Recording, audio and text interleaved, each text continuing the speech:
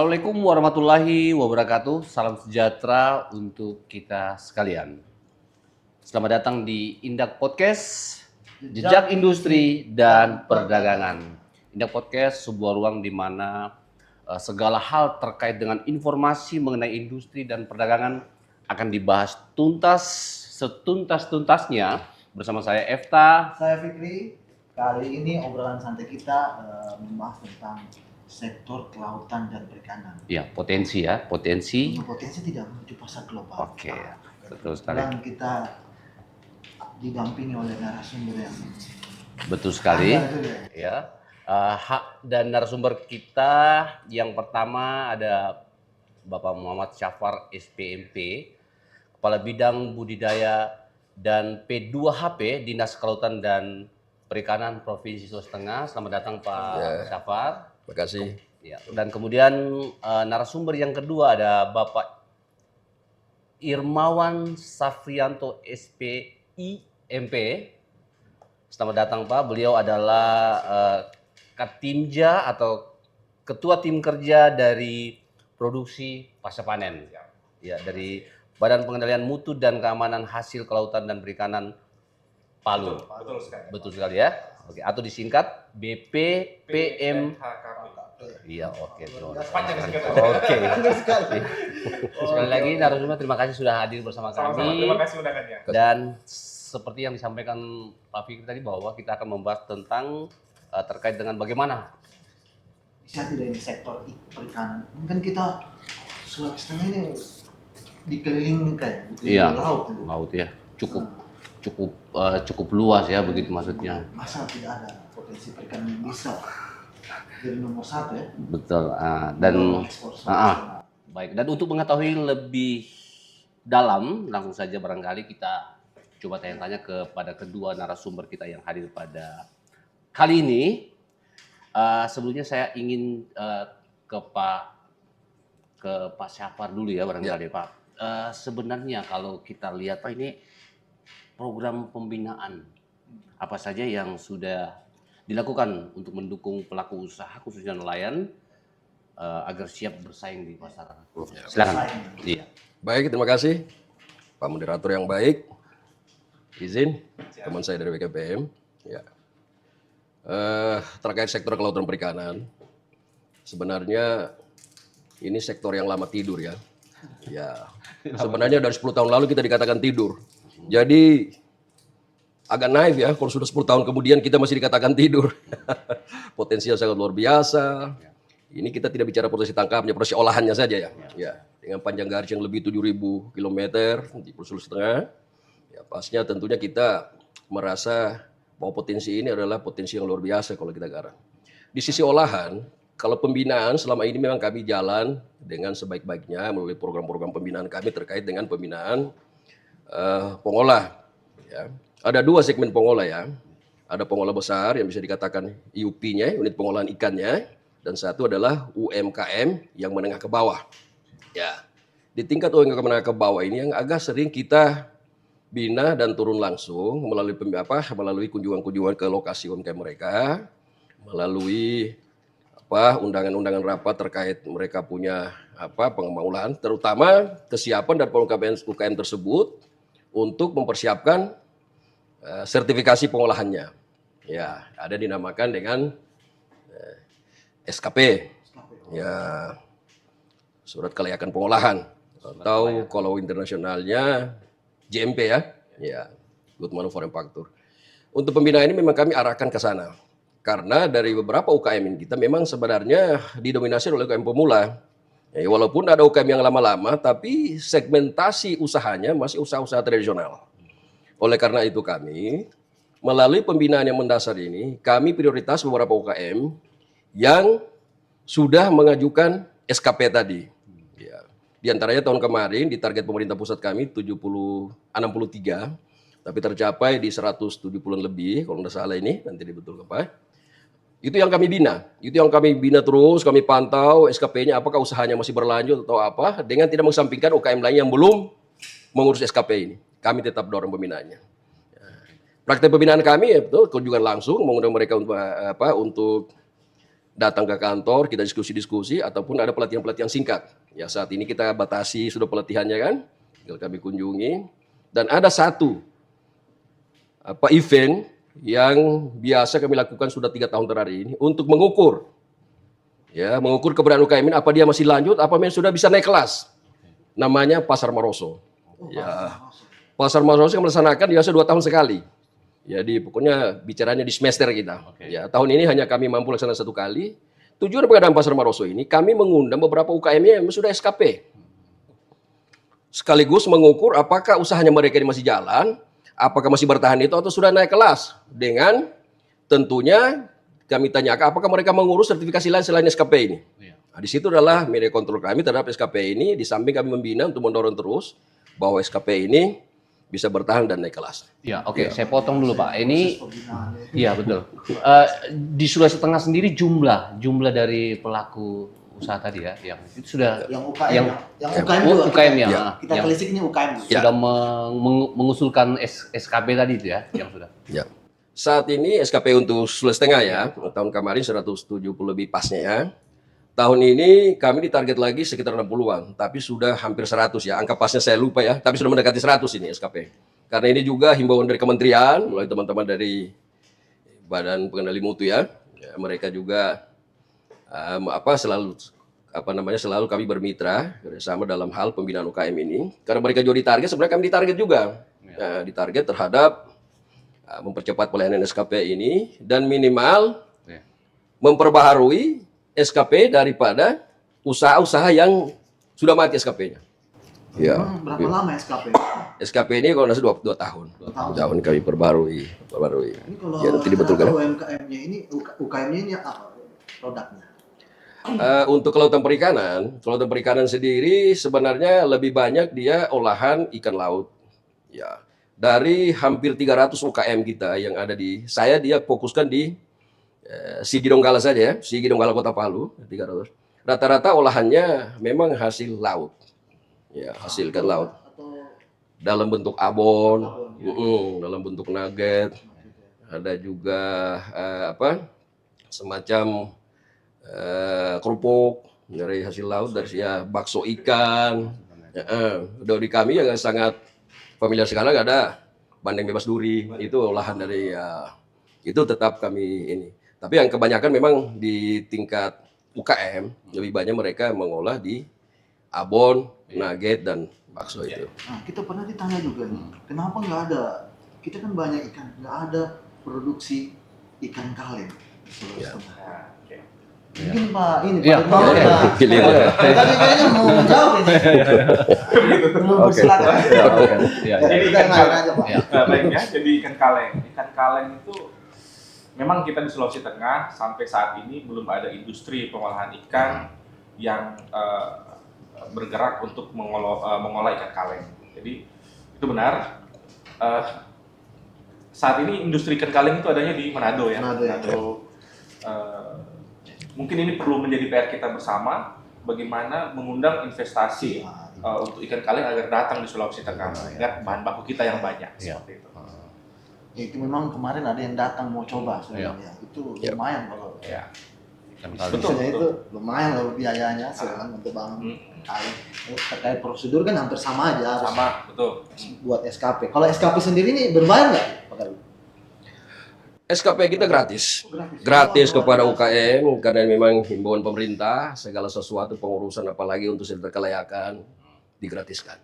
Ya, sama sekali tidak dipungut. Ya. Tadi juga ada yang menarik dari pernyataan Pak Karul tentang mereka ada tiap 2 tahun mengevaluasi nih pelaku Iya. usaha. Ada Dia naik kegiatan. kelas tidak? Indikatornya dari teman-teman DKP ini apa? Bisa dia naik kelas? Kalau dari pertanyaan kami Ya, misalnya, ya. bagaimana nih ukur pelaku usaha bisa naik kelas? Tentunya ada beberapa indikator ya. Yang pertama setelah dia mengurus SKP ada sertifikat flight ikutan yang dia urus dan sudah berhasil misalnya dia urus untuk menjadi kelengkapan daripada UKM-nya dia. Sertifikat awal standar kita memang di SKP itu. Biasa ikutannya ke halal dan sertifikat lain yang menunjang UKM itu untuk bisa bicara di level nasional maupun internasional. Iya, itu dilaksanakan dalam kegiatan tadi itu ya, apa namanya? Pasar Maroso. Pasar Maroso ya. Itu Iya. digelar 2 tahun sekali di satu tempat tertentu atau karena kita punya beberapa kabupaten ya yang ada di Provinsi Sulsel itu bagaimana? Ya. Apa di Satu titik fokus aja. aja di sini atau silakan? Pernah ingat kayaknya di dinas. Iya.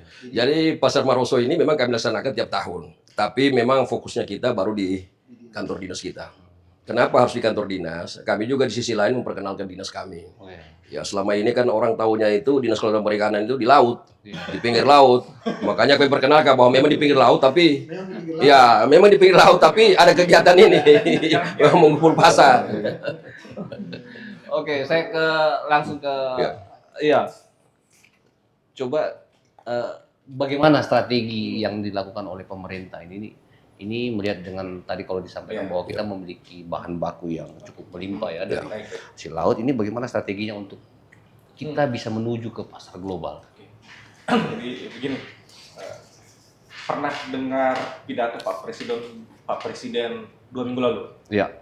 Dia dengan semangatnya yang berapi-api, kebutuhan protein pasar global itu terus meningkat. Iya. Indonesia dengan luas lautan harus mampu mensuplai, memasok protein untuk pasar global. Oke. Nah, di sini kita harus mampu menangkap bahwa dengan potensi yang kita miliki di Sulawesi Tengah, terpanjang Pak Kabit ya, Ya. garis pantainya, Betul, Gas.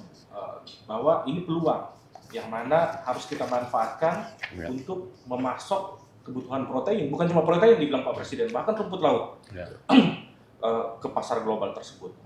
Nah, tentunya untuk bisa memulai ekspor ini ada fase-fase yang harus kita ikuti, ya kan?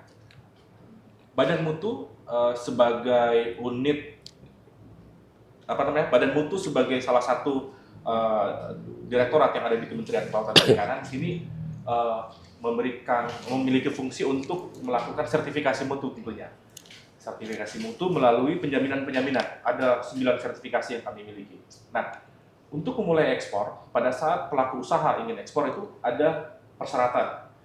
Pertama, kami terbitkan yang namanya dokumen SMKHP, Pak. Ya. Sertifikat Mutu Keamanan Hasil Perikanan. Ya. Ini merupakan dokumen resmi, dokumen negara yang harus dipenuhi oleh semua pelaku usaha yang wajib melakukan ekspor. Ini merupakan dokumen kepabeanan juga untuk persyaratan penerbitan PB. Ya. Jadi harus ada packing listnya, persyaratannya, invoice-nya, kemudian HACCP, Ya. kemudian harus dilakukan surveillance secara berkala, penerapan jaminan mutunya, kemudian harus ada pengujian dari laboratorium. Nah, ini menjadi penting karena hasil perikanan ini merupakan produk makanan. Jadi ada standar-standar yang harus dipenuhi, standar mutu dan standar keamanan pangan. Nah, kalau kita berbicara standar, berdasarkan negara tujuan ekspor ini ada 2, Pak. Standar untuk negara-negara MRA, negara yang dengan perjanjian kerjasama standarisasi pangan dengan kita, dengan non-MRA, non-perjanjian kerjasama. Kalau dengan non-perjanjian kerjasama itu contohnya Malaysia, Singapura, Thailand, ya kan? Sedangkan yang perjanjian kerjasama itu ada Arab Saudi, kemudian Amerika, Uni Eropa, Cina, ya kan, Vietnam. Nah itu dengan perjanjian kerjasama. Tentu standar keamanan pangan itu juga berbeda berdasarkan negara tujuannya. Nah teman-teman di UMKM ini kebutuhan cukup banyak ya di luar. Ya. Selama ini mungkin ada informasi Pak Kabit ya memenuhi kebutuhan haji mungkin, Ya. ikan, Ya. itu kan itu bukan tidak mungkin untuk kita lakukan sertifikasi di sini. Nah, jadi SKP sudah terbit, sekarang mungkin momennya kita sampaikan ke teman-teman pelaku usaha, jangan takut untuk memulai HACCP. Ya. Sama dengan HACCP. Ya. Sama dengan yang disampaikan Pak Kabit tadi, apalagi di sini pemerintah memberikan dukungan full untuk UMKM ini. Sebenarnya berbayar, Pak. Tapi biayanya itu ditanggung pemerintah. Jadi gratis untuk Luar biasa pemerintah. Betul. Negara yang bayar. Itu diinspeksi, diambil sampelnya, diuji, ya kan? Di sini negara hadir, ya kan? Itu biayanya berapa? Tapi untuk UMKM, untuk teman-teman ekspor itu digratiskan. Nah, hebat. Jadi ini informasi juga untuk Sobat Indah ya, Sobat Ya. Indah dan pelaku usaha. Jadi tidak usah takut untuk Ya. dengan apa namanya persyaratan-persyaratan, karena pemerintah dikatakan tadi hadir untuk memberikan apa pelayanan ya terkait dengan sertifikasi yang akan diurus. Oke, kita akan lanjut Pak. Nah, jadi tadi kita dulu apa persyaratannya mulai dari SMKP sebagai dokumen negara, persyaratan ekspor nih. SMKP itu saya sudah sampaikan dibagi kelompokkan menjadi negara kerjasama dengan non kerjasama. Nah, untuk bisa terbit SMKP harus punya HACCP. Ya. HACCP namanya, Sertifikat Manajemen Mutu Terpadu yang berdasarkan pendekatan analisa risiko bahaya keamanan pangan. Untuk terbit HACCP harus ada yang namanya sertifikat kelayakan pengolahan. Nah, sertifikat kelayakan pengolahan ini merupakan penilaian jaminan bahwa teman-teman UMKM itu sudah memenuhi persyaratan dasar seperti sanitasi higienisnya, seperti fasilitas sarana prasarananya, seperti itu. Nah, untuk SKP ini tentunya di sini kami dengan Pak Kabid selalu bersinergi ya Pak Kabid. Ya. Teman-teman di Dinas Perikanan melakukan pembinaan. Nah, hasil rekomendasi dari pembinaan itu akan kami jadikan sebagai persyaratan bahwa sudah dilakukan pembinaan, maka sudah bisa dilakukan sertifikasi SKP, sertifikat kelayakan pengolahannya, seperti itu. Jadi berarti mempermudah ya untuk Ya. teman-teman, untuk pelaku untuk UMKM ini untuk bisa Betul. Kadang pemikirannya UKM ini ribet. Iya. Harus ada pengisian Ya. tempat, padahal tidak seperti itu. Ya. Teman-teman dari Iya. ada Pak bantu kan, Iya. untuk dari dinas juga ada bantu. Jadi memulai daya saing. Memulai. Karena kita akan ini kan pemerintah pusat, presiden buka terus perjanjian perdagangan. Betul. Itu kita akan diserang dengan produk-produk dari luar negeri. Benar. Makanya kita harus mempersiapkan diri. Iya. Oke, dari Sulawesi Tengah sendiri sudah ada? Ekspor. Iya, yang sudah melakukan. Kalau ekspor dari perikanan sampai dengan semester 1 kemarin kita mencatat itu 63 kali ekspor, dokumen ekspor yang kita terbitkan ya. Iya. Kemudian dengan volume 30 ton dengan nilai sekitar 3,7 miliar ya. Iya. Nah, itu untuk produk ikan tuna. Ikan tuna. Nah, Dan ini untuk perikanan ini kita bagi lagi ada untuk perikanan produk konsumsi Ya. itu sertifikasi keamanannya di kami. Kemudian untuk ikan yang hidup itu teman-teman di BKHIT ya, Badan Karantina Hewan Ikan Tumbuhan. Jadi ada juga ekspor seperti kepiting bakau, kerang darah. Iya. Itu juga ada standar yang harus dipenuhi. Hmm. Itu kewenangannya dari teman-teman karantina hewan ikan tumbuhan. BKHIT. oh, kalau hidup di karantina. Dan tidak. Betul. Tapi Yang kan dikonsumsi juga kalau ikan hidup. konsumsian itu pendekatannya pendekatan biosecurity hama penyakit ikan. Oh. Oke. Kalau negara tujuan Hmm. ke mana? Kita? Negara tujuan yang tercatat di kami itu di Singapura, kemudian di Kanada, juga US, Amerika. Untuk Singapura itu sudah dari 63 kali tadi itu 62 itu Singapura, Pak. Oh, betul. Dominan Singapura. Seperti itu. Kalau yang sebelumnya pernah ke Jepang, sebelumnya juga pernah ke Thailand, Malaysia, seperti itu. Yang tahun sebelumnya. Oke. Kalau dari sisi kualitas sebenarnya ikan-ikannya di Sulawesi Tengah ini Nah, kalau dari sisi nah, kualitas, selalu jadi pertanyaan. ya, betul ya. Nah, gimana? Hasil ini kan hasil tuh. betul. Nah, Kualitas itu kalau kita berbicara ekspor ini kan ada 3 hal yang harus kita penuhi. Pertama dari sisi kuantitas, nah, kemudian kontinuitas, Ya. yang terakhir kualitas. Kualitas. Nah, kalau terkait dengan kontinuitas itu nanti akan berhubungan dengan rantai pasok produksi. Kemudian kontinuitas juga seperti itu ya. Mungkin kalau di perikanan ini lebih dinamis karena ada hubungannya dengan musim, Pak. Ya. Ya kan, itu yang susah kita kendalikan. iya. Kemudian ada kualitas. Kualitas ya, kami di sini hadir untuk memberikan jaminan mutu itu. Terkait tadi pertanyaannya, bagaimana dengan kualitas ikan di Sulawesi Tengah? Jadi selama kami sudah sertifikasi HACCP, sertifikasi keamanan pangan, kami sudah lakukan pengujian, tidak ada produk perikanan yang teridentifikasi membahayakan konsumen. Oke. Semua nyaman.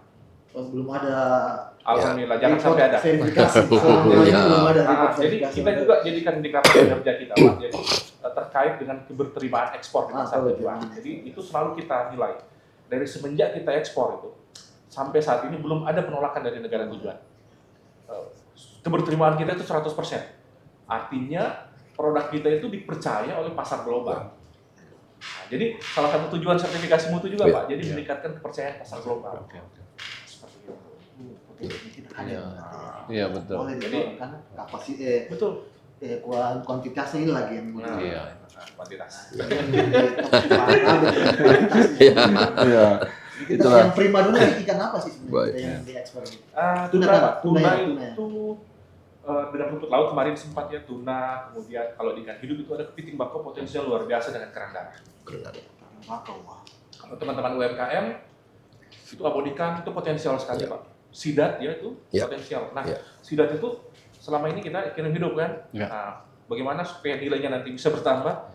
Kita kirim olahan, Pak. Kalau bisa kan, supaya nilai volumenya meningkat Betul. dan kos pengirimannya lebih rendah. Ya. Kalau kita kirim air dengan kirim ikan Ya. kan beda tuh. Ya.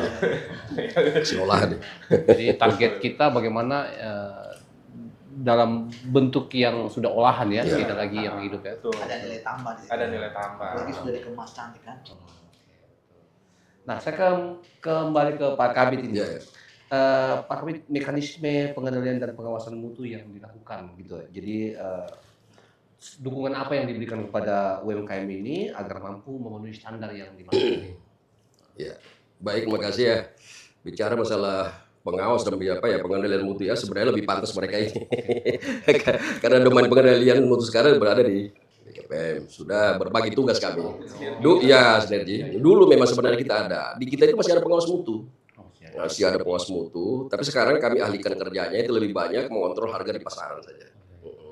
Karena supaya jangan tumpang tindih ini tugas, tapi sebenarnya tugas itu tetap melekat. Pengawasan kita dalam bentuk kunjungan-kunjungan ke pasar, kunjungan ke UKM, ya kan? Itu sebenarnya model daripada pengendalian kita, ya pengawasan mereka. Tapi intensif yang kita laksanakan sekarang sebenarnya kita lebih banyak ke pasar lokal saja ya untuk pengendalian mutu. Ini juga terkait dengan pengendalian inflasi, ya mengecek harga-harga ikan, mengecek keberadaan ikan, situasi seperti apa di pasar saat ini. Nah itu kami laksanakan dan itu timnya kami bentuk di daerah. Kayak saya sampaikan tadi, kalau umum pengawasan mutunya sebenarnya berada di pihak kementerian sudah. Ya, artinya tidak menutup kemungkinan kami. Kalau nelayan panen, Ya. nangkap ikan, paskanya itu ada nggak pengawasannya dari DKP? Kalau dari Dinas Kelautan Perikanan sendiri, sebenarnya hasil tangkapan khusus hasil tangkapan ini sebenarnya betul-betul mekanismenya pasar ya. Ya, mekanismenya pasar. Pada saat turun di beberapa pelabuhan, ya kami sambil contoh di pelabuhan kami ya. Kami itu ada 7 pelabuhan sekarang. Ya, katakanlah dari wilayah 1 di Pelabuhan Donggala. Ya, di Pelabuhan Donggala memang sudah ada ya. Teman-teman pengawas sebenarnya di sana sudah melekat di sana. Ya. Pengawasnya dalam hal kaitannya supaya ikan-ikan yang hadir dari tangkapan itu bebas dari bahan-bahan lain. Seperti dulu yang ya formalin yang terkenal kemarin itu kan. Ya kami sebenarnya agak terusik juga. Dikatakan dari pelabuhan ini, padahal sebenarnya ikan setelah turun dari kapal itu datangnya langsung didistribusikan ke pasar langsung. Ya, jadi mekanisme pasar berlangsung di situ. Tidak ada lagi sebenarnya tindakan-tindakan lain yang mengakibatkan kerugian terhadap konsumen akhir. Ya. Masalah kena gitu. Ya, itu. Padahal sangat personal kemarin. Sehingga kami sebenarnya membenahi sehingga tetap ada pengawas itu, pengawas internal di pelabuhan terkait dengan kedatangan ikan dari kapal sebelum ditransport didiskusi kepada. Oke. Ya, Oke, kalau dari teman-teman kementerian bagaimana? Jadi kami Badan Mutu itu punya sertifikasi produksi primer, sertifikasi mutu produksi pasca panen. Masing-masing ini ada. Jadi kalau misal produksi primer itu sertifikasi mutu namanya CPIB, cara penanganan ikan yang baik di atas kapal. Jadi yang kita jamin bukan hanya pada saat mau dikirim produksi dan diuji sampel pada saat mau ekspor, tapi dari kapal kita sudah jamin mutunya. Ada namanya sertifikasi CPIB. Nah, Untuk sertifikasi CPIB tentu kita bersinergi juga dengan teman-teman dinas. Setelah memperoleh pembinaan, baru kita lakukan audit jaminan mutu di kapal. Selain cek kapal, kita juga punya sertifikasi cara budidaya yang baik. Ya, bagaimana budidaya ikan itu tidak menggunakan misalnya antibiotik yang dilarang negara tujuan.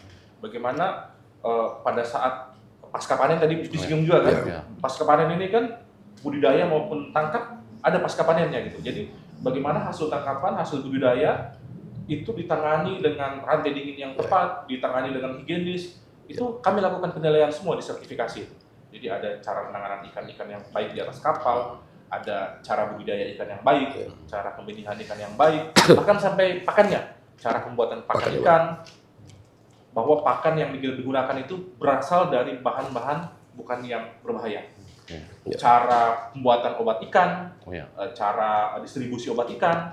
Nah, kalau untuk pasca itu primer tadi. Kalau yang untuk pasca panen, sertifikasi kelayakan pengolahan, HACCP, seperti itu. Nah, tentu semua sertifikasi ini ada job masing-masing. Jadi teman-teman di Dinas Perikanan, di penyuluh, di sini punya andil besar terhadap pembinaan dan pengawasan di lapangan. Kami tidak akan turun melakukan audit inspeksi kalau belum ada pembinaan dulu dari teman-teman. Jadi itu salah satu bentuk sinergi kami. Seperti itu. Seperti tadi sertifikat kelayakan pengolahan. Setelah ada rekomendasi dari Pak Kabid, ini UMKM sudah dilakukan pembinaan. Lihat laporan pembinaannya sudah ada rekomendasi, baru kami turun.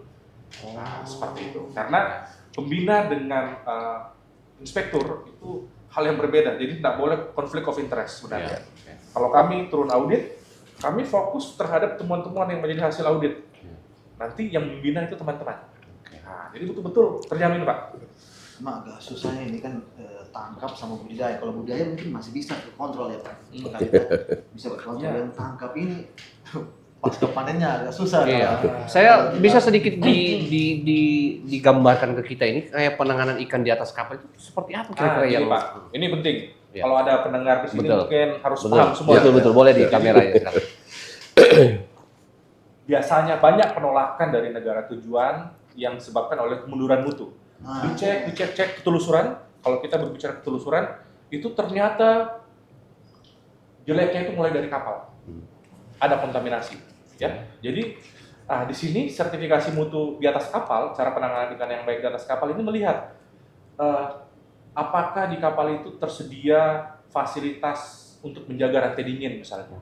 Apakah ABK-nya itu sudah punya pelatihan cara penanganan ikan yang baik di atas kapal.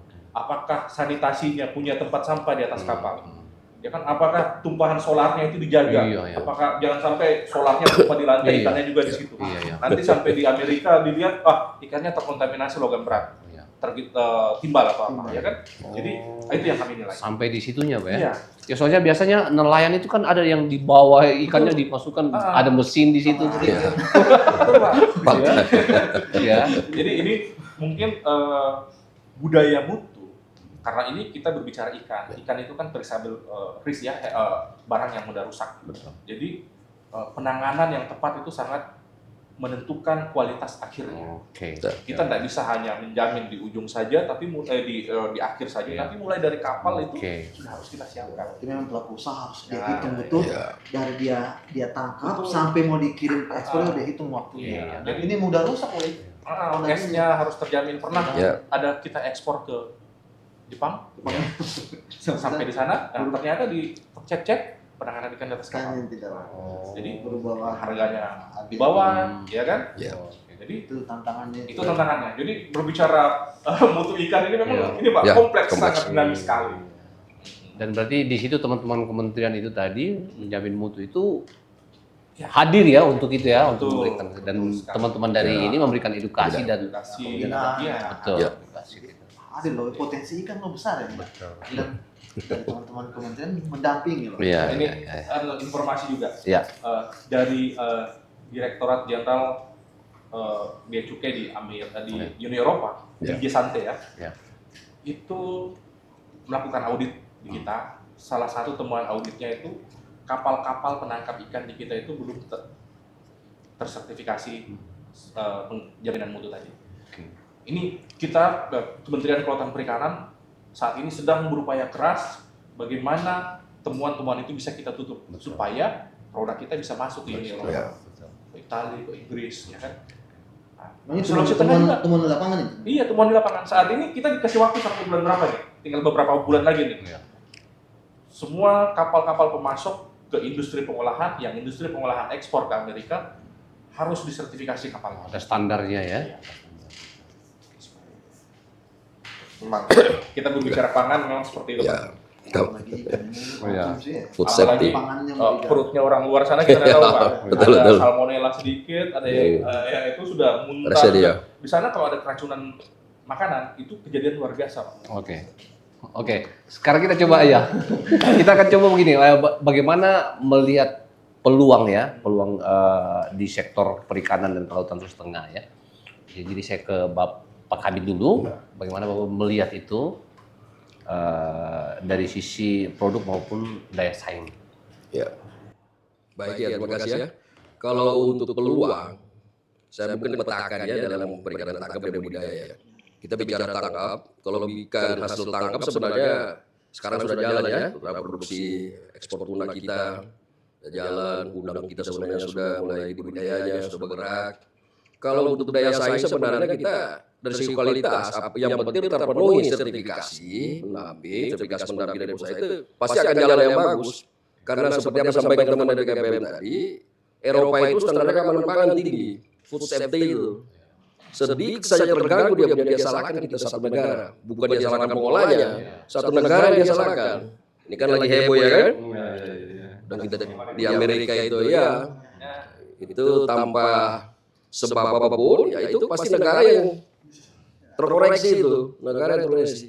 Nah, makanya sebenarnya dari sisi daya saing saya sampaikan, ikan kita luar biasa potensinya. Perikanan tangkap kita sebenarnya kalau ukurannya kami juga sampai saat ini, kalau dari sisi rantai dinginnya di setiap pelabuhan kami kan ada cold storage.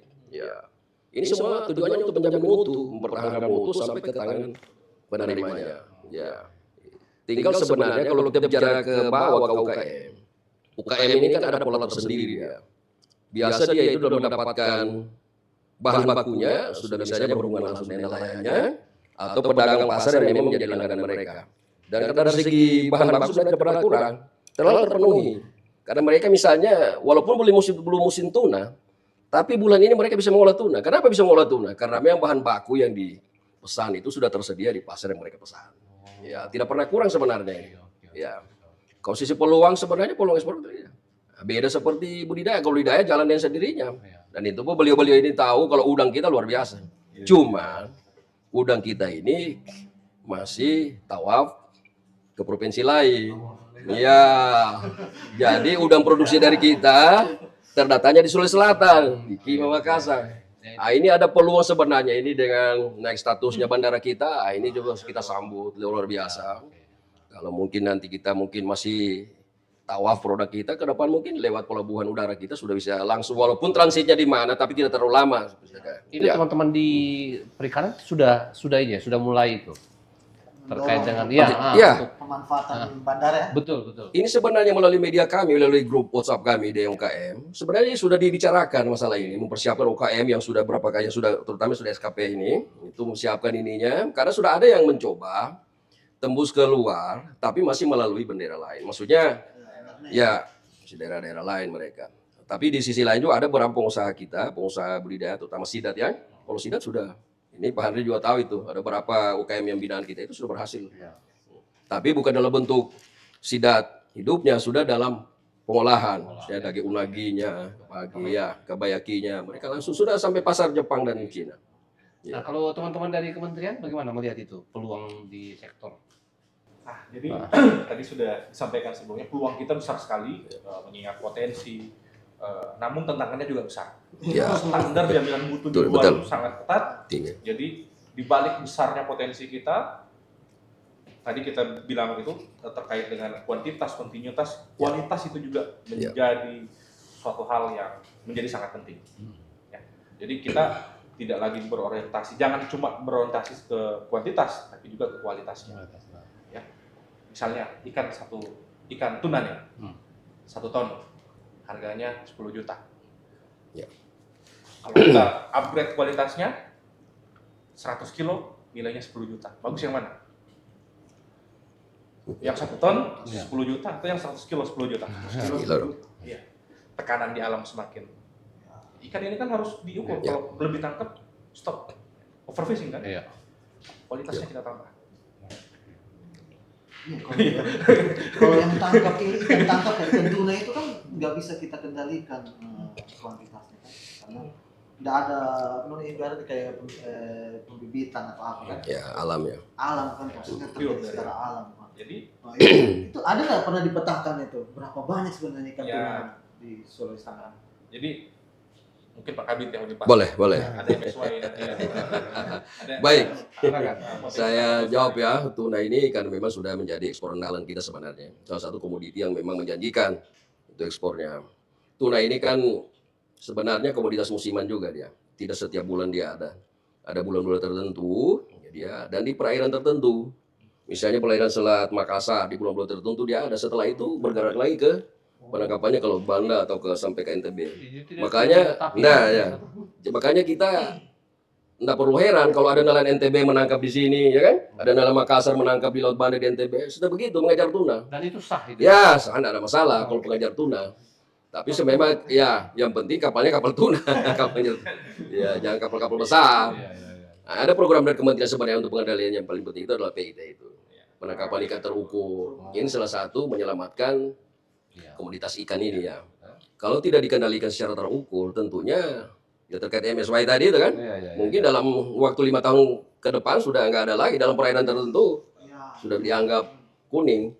Ya, kuning ini pertanda berarti sudah tidak bisa lagi menangkap, bahaya sudah. Punah. Ya, Kalau kita dorong betul. ternyata kita tidak Ya. tahu kuantitasnya berkurang dari tahun ke tahun. Jadi kita Sulawesi Tengah ini wilayah pengolahan perikanan itu dibagi menjadi 4. Ya. Ada Selat Makassar, Laut Sulawesi, Teluk Tolo, Teluk Tomini. Ya. Jadi masing-masing wilayah pengolahan perikanan ini sudah ada potensi lestarinya. Ikan tuna potensi lestari itu sekian ton, itu sudah ada. Jadi penangkapan PIT tadi itu penangkapan ikan terukur itu kita menangkap berbasis dengan data itu.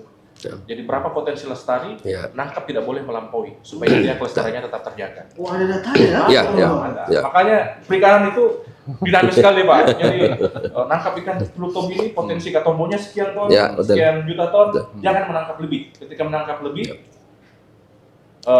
yang ditangkap lebih banyak dibandingkan dengan yang hadir, yang lahir, maka potensi overfishing, potensi punah itu ada.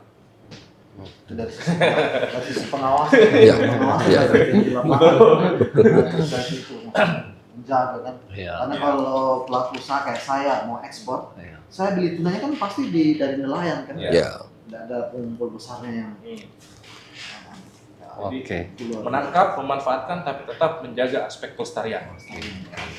Dan teman-teman Dari keberlanjutan. punya data itu ya. Ada. Jumlah. Tiap-tiap PPP itu ada potensi lestari ikan jenis ikan itu ada. Makanya tadi ada perbandingan yang 10 ton, 10 serat berapa ribu dengan yang 100 kilo. Ya. Tapi mau didorong supaya Betul. dengan yang nilai tambah, jangan yang Betul. Dengan kita melakukan ekspor langsung, nilainya bisa meningkat, kesejahteraan bisa meningkat. Kalau nelayan dikasih pilihan, nangkap ikan 1 ton atau 100 kilo, nilainya sama nih. Iya. 100 kilo. Ya.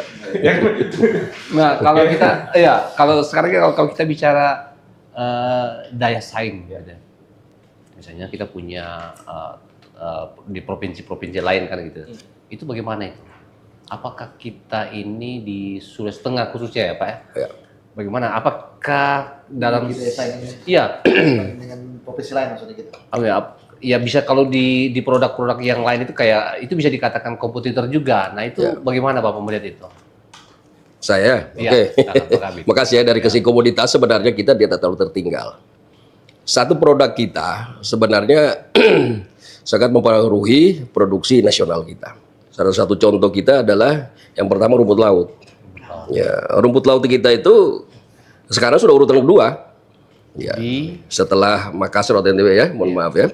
Dia mainannya di situ masih 10 besar untuk Indonesia. Ya, perusahaan laut kita. Dan perusahaan terbanyak kita sebenarnya di sekitar kita saja, ya di Banggai Bersaudara yang tidak pernah terjamah. Makanya sebenarnya teman-teman pusat itu sudah melirik ini. Kami juga melirik karena keterbatasan tadi, sehingga kami hanya memetakan saja lokasinya. Tahun ini penanganan rumput laut di Bangga itu sudah mendapatkan perhatian khusus ya dari kementerian. Tahun ini mereka akan turun, mungkin nanti bicara sampai ke hilirisasinya. Ya, karena kami hanya pembinaannya saja dulu. Ya, memang untuk budidaya rumput laut yang terbesar tiap tahun kami berikan sarana prasarana ini ke Banggai bersaudara ini, terutama Banggai Laut dan Banggai Kepulauan. Ya, Bang. Untuk bantuan ya, kapasitas apanya ini? Produksinya. Oh, produksi untuk Banggai Laut itu yang tertinggi itu dia 600 ton, 600.000 ton. Paling tinggi di produksi perikanan kami di 800-an. Iya, dia sendiri yang tertinggi. Itu malah 500 sampai 600-an. juga ke negara. Ya, itu sementara harus kita atur. Karena sebenarnya karena ketidakadaan hilirnya, Hilirnya masyarakat di sana masih terikat dengan pola-pola lama. Pasar penghijauan, ya, yang beli ya itu teman-teman kita dari Kendari, dari Makassar yang siap dananya, yang mengikat mereka dengan ijon tadi itu. Iya, betul. Nah, ini agak kita rubah pelan-pelan, iya. Karena kita merubah juga tentunya dengan ada program kita yang membantu terkait harga pasarnya mereka. Iya. Kalau kita cuma membina begitu, membina misalnya memperbaiki budidayanya untuk meningkatkan produksi, tapi tidak memberikan solusi pasarnya, pasti kita kesulitan. Tetap masuk juga pemasar-pemasar ya, pembeli-pembeli lain itu. Ya. Jadi pasar rumput laut kita, walaupun produksi besar masih seperti tadi masih tawaf juga. Ini berarti tugas dari pemerintah daerah Ya. ini ya, bagaimana supaya perdagangan betul, di pasar itu. ya, supaya bagaimana produksi itu tidak lari ke tempat lain gitu ya. Maksudnya kita melakukan ekspor langsung juga dari sini, dari Sulawesi Tengah, tidak dari daerah lain gitu ya. Dan tentunya berdampak pada apa namanya PAD kita juga nanti gitu, itu maksudnya. Kita Oke, bisa, kita mampu Pak. bisa ya. Oke. Potensi tuna, rumput laut. Betul. Belum ikan budidaya, Pak ya? Belum Ya. ikan Budidaya kerapu, kerapu. kepiting bakau. Ya. Kerapu ke budidaya? Kerapu ada budidaya, ada tangkap. Yang budidaya potensial sekali Pak. Biasanya kita punya ikan ini. Kalau berbicara dengan provinsi tetangga, Ya. kita itu tidak kalah. Ya. Kita itu produksi kita maupun dengan kualitas kita itu tidak kalah, kita banyak. Cuma sekarang PR kita bersama bagaimana yang ada ini kita ekspor dari sini. Iya. Ya. Nanti dengan Pak Fikri. Oke, ini juga tugas dari teman-teman Tugas perindak ya, gitu ya. perdagangan, khususnya di perdagangan. Iya. Ini berhubungan dengan banyak hal Pak. Betul, Mulai dari betul, Pak. infrastruktur, listrik, Iya, pelabuhan, bandara, jalan raya. betul. Kita mau ekspor, baru bawa ikan udang satu kontainer, kebun kopi longsor. Oh, iya. Jadi Kita berhubungan semua Pak. Gitu kalau kita. tidak dalam satu titik Ya. Potensi Iya. tersebar di kabupaten-kabupaten. Oke. Dengan kondisinya. Oke. Iya. Jadi bapak-bapak karena waktu kita sangat terbatas ini, ya silakan bapak-bapak untuk memberikan closing statement mungkin dari Pak Kabid dulu, silakan di kamera. Baik, guna penanganan UMKM, harapan kami UMKM kita sebenarnya tidak kalah dari segi produk, bahan bakunya juga oke, tinggal mungkin keberanian dari UMKM kita lagi untuk memperagamkan konversi produk dan keberanian juga kemauan untuk mengurus sertifikasi pendukungnya supaya bisa bicara lah. Tapi sekarang kami sudah mendorong semua, alhamdulillah beberapa yang SKP ini sudah masuk ke e-commerce kan. Ya, demikian, terima kasih. Oke.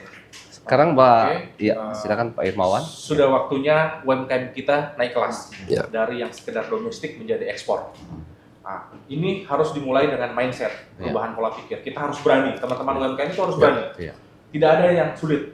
HASAP gampang, SNKHP gampang, semuanya bisa kita bantu. Ada negara yang hadir di sini. Yang terpenting dalam melakukan proses produksi harus menanamkan budaya mutu. Budaya mutu mulai dari proses pengolahan, penanganan, sampai distribusi. Supaya apa? Kepercayaan pasar global itu meningkat. Jadi meningkatkan ekspor berarti menanamkan kepercayaan pasar. Gitu. Terima kasih. Terima kasih. Tepuk tangan dulu untuk para narasumber kita.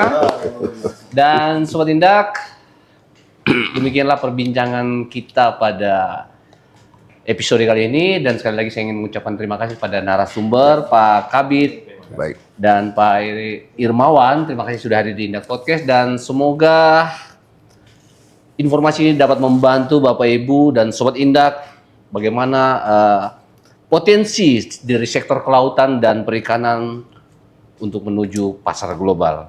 Dan semoga dengan Indak Podcast ini juga membuka wawasan dan pengetahuan serta mendorong para pelaku usaha di sektor perikanan dan kelautan untuk terus meningkatkan standar mutu dan keamanan produk, tentunya dengan didorong dan didukung juga dari pemerintah. Sampai jumpa di episode selanjutnya Indak Podcast, Jejak Industri dan Perdagangan.